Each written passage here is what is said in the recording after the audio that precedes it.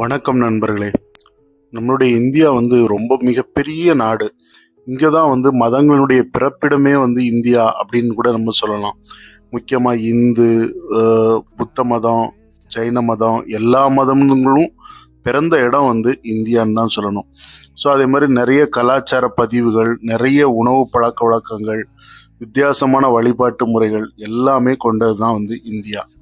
So அப்படிப்பட்ட இந்தியாவில் ஜைன மதம்னு ஒன்று இருக்குது. இந்த ஜைனம்னா வேற யாரும் இல்லை, ஜெயின் மக்கள் தான். இந்த ஜைன மதத்தினவங்க அவங்க கடைபிடிக்கிற சில விஷயங்கள்லாம் ரொம்பவே வித்தியாசமாக இருக்கும். அது அவங்களுடைய வழிபாட்டு முறைகளாக இருக்கட்டும், இல்லைன்னா அவங்க மதத்தில் என்ன சொல்லப்பட்டிருக்கோ அதுபடி தான் அவங்க உணவு வழிபாடும் கூட அப்படி தான் இருக்குது. உணவை கடைபிடிக்கிற விதமும் அப்படி தான் இருக்குது. குறிப்பாக சூரிய அஸ்தமனத்திற்கு முன்பாக இரவு உணவை முடித்து கொள்ளுதல், இது ரொம்பவே ஒரு வித்தியாசமான ஒன்று. இந்தியர்களிடம் இல்லாத ஒரு பழக்கம். ஆனால் அந்த மதத்தை சார்ந்த ஜைன மதத்தை சார்ந்தவங்க அதை கடைபிடிச்சிக்கிட்டு இருக்காங்க. பெரும்பாலும் அவங்க 90%, 98% கூட சொல்லலாம். 2% வேணால் அங்கே இங்கே வேணா இருக்கலாம். குறிப்பாக பெரியவங்க அதை கண்டிப்பான முறையில் கடைபிடிக்கிறாங்க. அதாவது சூரிய அஸ்தமனம் ஆகிறதுக்கு முன்னாடி, சூரிய மறைவுக்கு முன்னாடி, அதாவது சூரியன் மறைய போகுது அப்படின்னா 6 மணிக்கு முன்னாடி, 6:30, 7 மணிக்கு, 6:30க்கு முன்னாடியெல்லாம் அவங்க இரவு உணவை முடிச்சிடுறாங்க. ஸோ இது என்ன மாதிரியான ஒரு முறை?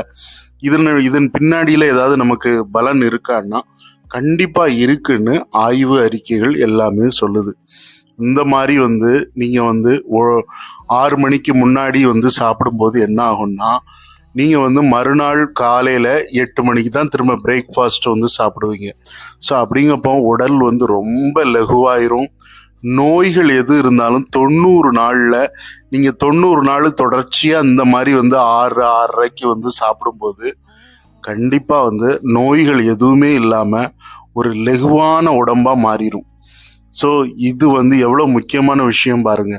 எதெல்லாம் நல்ல விஷயம் இருக்கோ அதை நம்ம எடுத்துக்கிடணும்.